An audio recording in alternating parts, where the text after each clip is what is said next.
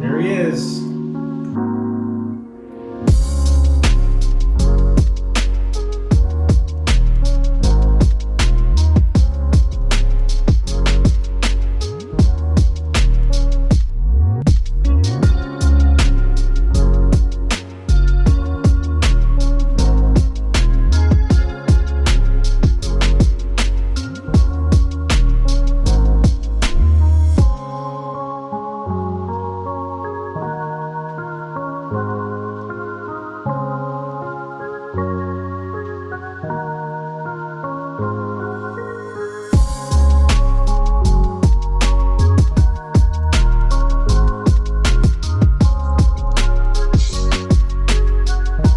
Hi, Jennifer.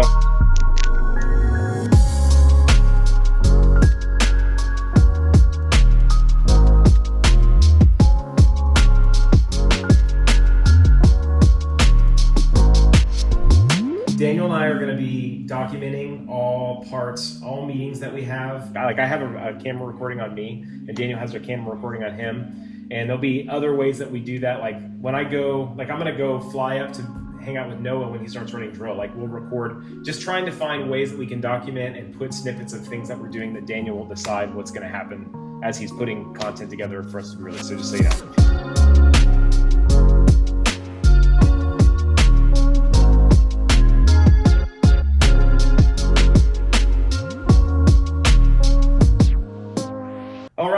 So I sent out an email last night that kind of had stuff on it. It was honestly, compared to last year, I got 1,000% more feedback from the last call to today than I ever did last season, which is super cool. As we go around, I just decided to put a basic outline of what I wanted to get done, at least from now until April, and give everyone a chance to kind of just talk about what they've thought since our last call and kind of go through the things that we talked about, like setting the tone for all those aesthetics.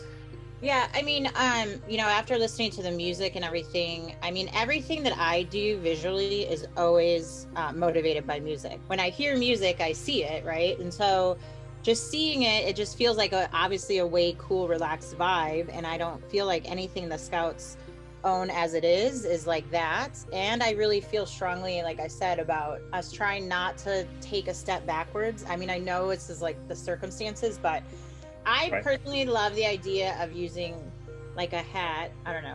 So that's where that came from.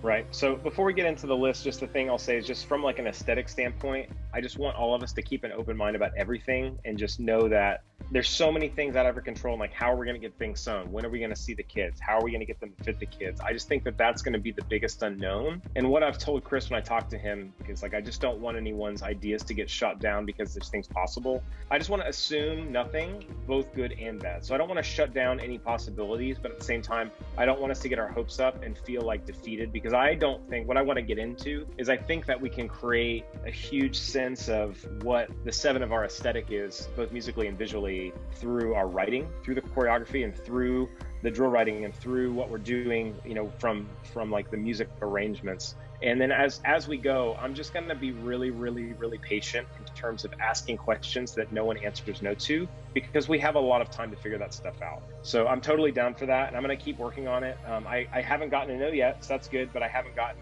I've gotten a lot of like raised eyebrow question marks, like what do you mean we said that we were going to do this one thing? So I'll just leave it at that for now, and then as we get closer, Josh texted me some ideas that he wanted to talk about color, which you can talk about in a second. I mean, I totally understand what you're saying, and I agree with like we'll be able to set a tone with what we do, but I don't know, I feel like strong about what we wear. I get it. I mean, and Josh and I had similar conversation, Jennifer, just about like frustration. Like it's hard to set time and place when there's no aesthetic. So let's change gears just a second, and then we'll come back to the visual thread in a second, in a minute. Daniel and I met on Tuesday. So Daniel, can you kind of just talk through like where you are right now, like your thought process for how you want to set the pacing for the show from a broad perspective? And I know you sent me an email, Daniel, but I kind of like you just to kind of go through where you're at and what you think you want to do over the next week and a half as you start. So I'm starting to write music in the next week and a half.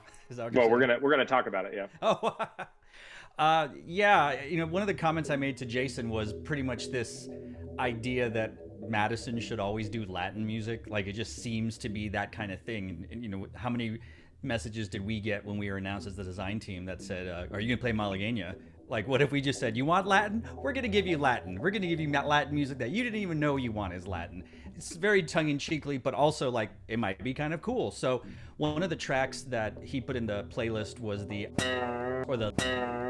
more I listen to it, the more I think that it could be a really cool vibe for an intro, which would be all percussive led. We were talking, Jason and I, sort of like we drop the hammer. And that was one thing that I kind of wanted to do was, I look back at 94 Madison with the Malaga, when they had all these soloists and squealers, and then they lay it down. And to me, I kind of want to do that, which is a little similar to what we were thinking for this past summer. And that impact would be something completely different than but related somehow.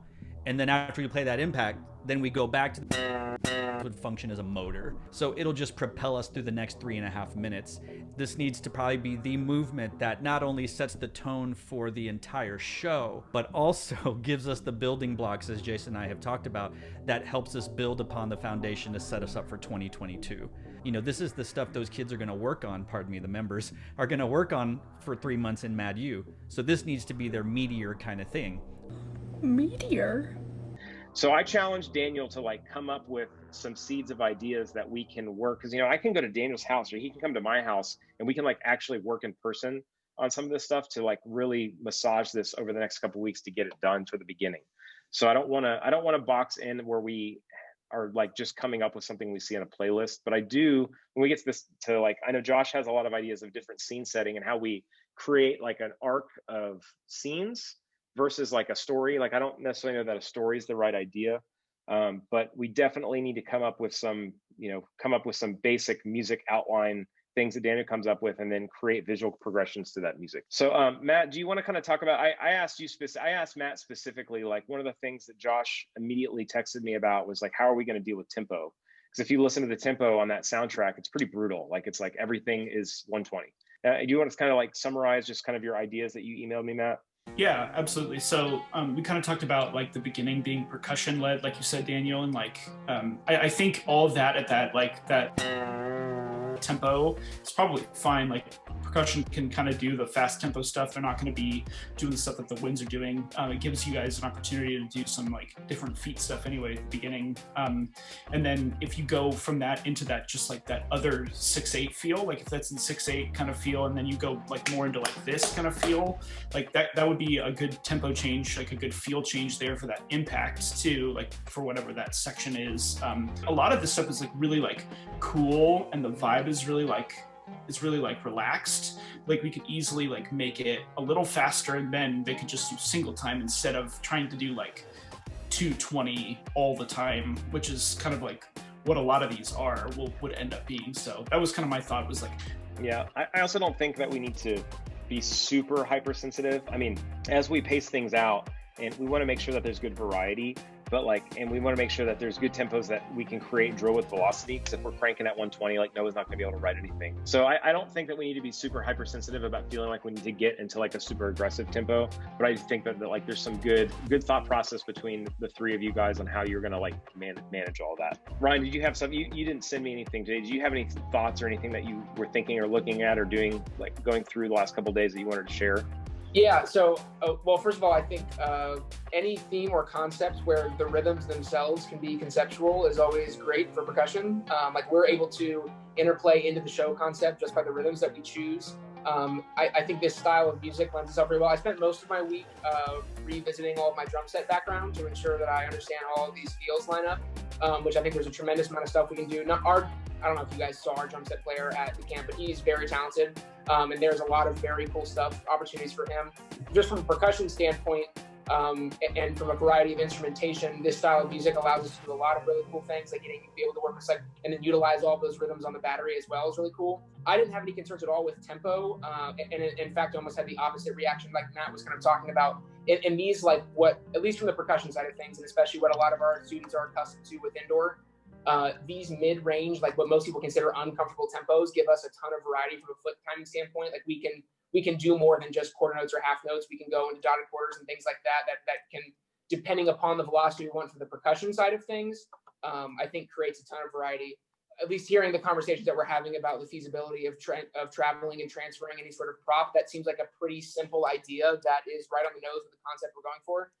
So I really couldn't think of many concerns with this, and I've spent all week like just writing licks, and this is honestly kind of like a dream come true from a battery arranging standpoint. So I don't really have any concerns. Yeah, Daniel and I talked about when we met on Tuesday, just, Daniel, out of all the arrangers I work with, Daniel does a really good job of queuing out feel, which I think is great. So I don't think that I'm not super concerned about it. I'm just curious on, that's all great. All that stuff is great. So Josh and I talked through text, just random. We'll talk about shoes and then we'll go on to something else. And Josh, you want to kind of share just some of the different perspectives you had on different ways we could treat it, just conceptually, not that that's what we're doing, but yeah, so something that I thought was kind of cool and maybe a little bit different than what we initially talked about was taking this like ordinary person, and that ordinary person being the catalyst to the entire city coming to life. Like the feeling of like when you go out for like a night on the town, and like it's like the moments before like you let your inhibitions go and you just relax and have a good time and you party. One of the things that the tracks that I know we probably won't use but kind of led to that thinking was the way that the groove develops in the heights is very kind of like sheepish and like non-assuming, but then it turns out in this like very confident kind of swagger driven kind of feel. So it's hard, I know, for all of us, especially like the visual guys, when we're trying to think of where to take this, because we have so many limitations. But sometimes I think instead of like telling a story, like fleshing that story all the way out, starting with an idea like that, it doesn't have to be that idea, but like starting with a really strong idea and then letting the show just go from there could be, a really strong catalyst. So those are some of the thoughts that I had just like initially. Yes. Yeah, I think all that stuff's good. And the thing about this is like we're gonna all have to be flexible because we don't know what the hell's going on. I've been texting Chris like, do we know anything yet? Do we know anything yet? Because we're in the January right now. The other thing that I like is that it's all through environment that we can create through the drill design and through what we do choreographically with the color guard and the core members. And I think that all that makes sense, and it's all something that we can do. So Noah, did you have any reaction or thoughts to all that stuff, just in terms of what you've been thinking through, especially this style of music and you writing drill to it, or staging, I should say? Well, as far as the tempo thing goes, the tempo thing does concern me a little bit. We just have to choose moments. If we are going for a drill sort of thing, then we need to make sure that we're in that 168 range. Right. One of the things that Ryan said that I'm totally cool with, like one of the things that I love about Winter Drumline is those top groups, in both scholastic and independent, I think do so much experimentation with feet. Very rarely do you see Pulse or RCC or Chino or whoever it is, like just marching quarter notes and doing drill around the field, you don't see that, I think, a lot in drum corps, or marching band. And I think that could be cool to do some of those neat kind of wintry moments with feet timing and things like that. We just need to make sure that, we pick those moments too, and make sure that the tempo allows for that, and that the music then goes zubba da dub dub dub dub dub dub as we do that with the feet or whatever it might be. We just have to make sure that those are all planned. But I think that's cool.